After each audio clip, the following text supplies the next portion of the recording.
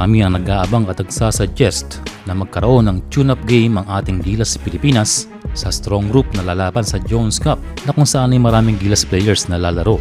Pero ngayon ay iba ang kinuha ng SBP at pinili ang Taiwan Mustangs bilang ka-tune-up bago lumipad patungong Istanbul. Well, ang good news sa mga fans, ito ay free admission na gaganapin sa PhilSports Arena. Well, ang ganitong event ay laging ginagawa na ngayon ng Gilas at nagsisilbi na ring send-off patungo sa dadalawang tournament. Ang exhibition game ay gaganapin sa June 24. Ang magsisilbing last day of practice ng Gilas na kung saan ay haharap sa isang team. Well, maigi na rin kaysa walang tune-up dito sa Pilipinas. At di sila ay nakapaglaro as a team bago lumaban sa friendlies kontra sa Turkey at sa Poland. Well, para sa Taiwan Mustangs, ang team na ito ay partly owned ng ex-NBA star na si Dwight Howard. Pagdating sa roster ng Taiwan Mustangs, currently ay meron silang 10 players. Kasama na ron ang recently na pumasok na si Dwight Howard. Kasama sa lineup ng dalawang national team players na sina Gio Chu at Alex Cabagnot. Ang head coach naman ng Mustangs ay ang Pilipinong si Chris Gavina. Ang tanong ay maglalaro ba itong si Dwight kasama sina DeMarcus Cousins at Quinn Cook na sinasabing coming soon?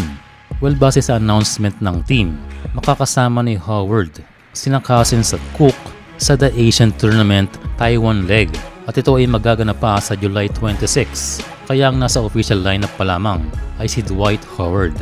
Well, kung sakaling umaro itong si Dwight, isang magandang challenge ito para sa ating national team. Dahil kahit wala sa NBA itong si Dwight, still siya ay nasa competitive form. At nakita naman yon kung siya ay naglaro sa strong group. Another good thing para dito sa Mustangs ay meron silang napakalaking big man. At ito ay ang Maltese player na si Sam De Guara. Malaking tulong din para sa Gilas, lalo na sa ating mga sentro na makaharap ng kanyang kalaking player. Ito ay magandang test para kay Kai Soto at gayon na rin para kay Junmar. Isang good preparation na rin dahil harap tayo sa malalaking European teams. Kaya still a good choice para sa SBP. Nadyan din si Gio Chu. Well, double purpose na rin para na rin siyang nakipag-training sa ating national team. Well, malaki na rin ang na-improve nitong si Gio. Kaya ito papasiklab din ito lalo na't makakaharap niya ang Gilas Pilipinas. Sa ngayon ang goal ay makapag-perform at makakuha ng panalo sa OQT ayon kay Coach Team. For now ay sisimula ng Taiwan Mustangs ang system ni Coach Team Cone. Ang system na patuloy na mag-i-improve at magpapalakas sa ating team.